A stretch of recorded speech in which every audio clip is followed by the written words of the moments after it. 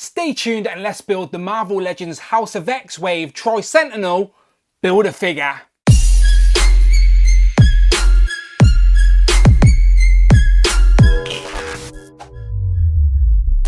Pow and welcome back to the channel, Dan Who Reviews. As always, my name is Dan W. Make sure you are following me on Instagram at It's Dan Who, and you can hit that join button as well and become a channel member. Quite simply show some love or join the members club. Much appreciated. Today we are building the Marvel Legends X-Men House of X-Wave Tri Sentinel Build-A-Figure. Now this is quite an obscure character within the context of the story. I believe it only appeared a few times and maybe only in a few panels. So yeah, an obscure choice, but still it looks like a nice fun robot. It is the year of the Sentinel, so we can forgive Hasbro for sort of going deep with the Sentinel figures, because it is a Sentinel with 3 heads. So even if it's not technically called the Tri Sentinel, I understand why it was called that, just to simplify matters. But I think its real name is the Fader Sentinel, I believe. Our mind's eye version of the Tri Sentinel looks a little bit different. It's the old school Sentinel with 3 different heads. This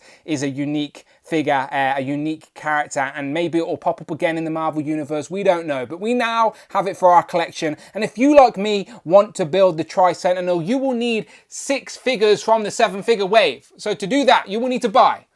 Not Wolverine has no Build-A-Figure piece. You will need Charles Xavier, Omega Sentinel, Marvel Girl, Moira Taggart, Magneto, and Cyclops. You buy 6 of those 7 figures, you will have these pieces on the table, and you, like me, should be able to build it. So let's try and do that right now on the camera. If I cut the camera off, it's because I need some behind the camera magic or strength to get this working. Okay, so does that go in there? Is that the right foot? Could be, probably not. Good start, Dan. Good start. That's what happened when the camera's on, people. I think that's right. I don't even know. I'll check in a minute. Either way, we've got 2 legs in there. Put some hands in. Arms should be simple enough. There you go. Okay, and then we get 3 heads. Let me bend the legs. Yeah, that's very gangly. Very articulated as well, to be fair. Okay, so suggest heating these up. These seem a little bit stiff. But again, I'll check in a second off camera. Let me just make sure everything goes in. Okay, there we go. Robot with 3 heads. There's our Tri Sentinel. Let me make sure everything's went in properly off camera, and then we'll come back and take a look at this gangly thing. So here we have the Tri Sentinel in all its glory. As I said, its technical comic name, I think, is the Fader Sentinel, but it's a Sentinel with 3 heads, so we'll let Hasbro off. So it's taller than I thought. It's over 8 inches tall, which is pretty good for a Build-A-Figure, to be fair, as you would expect. And the articulation on it is really impressive as well. It's very gangly for a robot, and you can get him in some very dynamic poses for what it is. So yeah, so far so good. Let me zoom in, we'll check out the details, then we'll go back to articulation. So starting off at the 3 heads, which makes sense for a Tri Sentinel, they are all the exact same. Now I thought we'd have more articulation here on these pivots, but they're not technically full ball joints, so like I can't like really manipulate them that well. Like the heads, yeah, they're a little bit awkward. They're meant to sit down low. Like I can't get one high and then one up. It just wouldn't look right. Even if I take it out, plug it back in, you can't really spin the head round. So the articulation on these heads is a little bit weird. Like it's not what I imagined. It would be easier if we just had 2 full ball joints, but they're like 2 half ball joints, if that makes any sense. It's really hard. Once you get it in hand, you'll know what I mean. But they're meant to sit low, and you can pivot them a little bit, like left and right, and there's some tilt up and down. But yeah, overall, I do like the head though. It's very creepy. I like the sort of grill for the mouth with the eyes and the purple, if it's even bloody focusing. But yeah, and then the sculpted work is pretty good in there as well. I think it's missing some details, but it works anyway. It's nice. And then I like the purple choice. Now it's like a metallic-y purple. Now I know people are like hit and miss because they don't like the metallic swirls and stuff that happens when the molds are made, but I think it actually adds to a character that's meant to be metallic. So I've never hated the sort of swirliness to the plastic. Only get it in little bits, but again, I think it adds to the sort of metal effect. So all the sculpted work, this is all new, by the way. There's no reuse from the SPB/DR, whatever it was called, the Spider-Man, the Speeder. It's nothing like that. It's all brand new. The waist is so thin as well, like so thin. So it goes very top heavy, thin, and then gangly legs. And again, the it just look the colours, purple, greys and silver, back to purple again, all very metallic-y colours. And look at the range of articulation there, considering so it goes really straight, even like bends on itself, like that's crazy, and then all the way down. So yeah, that's mad. There's an ankle pivot as well, and then a joint as well, hinge that will go up and down. Legs, literally, look at this. This is absolutely, let me just zoom out. Look at this crazy robotness. This is like things of nightmares. Look at that, mad. There's a swivel there. Now the swivel will break up the pattern, but it works for articulation. The legs go out pretty far, like it will do the split sort of, as I said, back, forward, like literally all the way around, Same with the arms. You can get the arms up pretty far, like, whoops, that one popped out, but that one, see what I mean, it will go buried in underneath. There you go, back in there. See, it goes completely 90 underneath the sort of shoulder pad, if you will.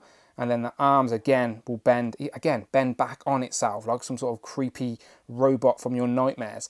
And then the hands, you don't get no interchangeable hands, but they've both got like a hinge, and the hinge is pretty good, like back, forth, and again, creepy. So the articulation is not very good at the head, but the rest of the body is more than you'd expect. There's even a swivel here at the waist, look at that. So if I zoom out, like, let me see if I can put the camera on the actual floor. We can get him on some sort of creepy Spider-Man-esque style poses with the legs really bent. Get him sitting deep. Look at that. Sitting very deep. And I keep saying him, but it could be a her. We don't know. Look at that. Very creepy. Now the head is... I can't get the head posing the way I want to. But definitely get it into some crazy dynamic poses, considering what it is. I thought this would be very limited, but it will sort of balance pretty good and sort of stays there as well. Like, that's not falling over even when I'm prodding it. So yeah, that's pretty good. And again, hands up, but it balanced just on its feet.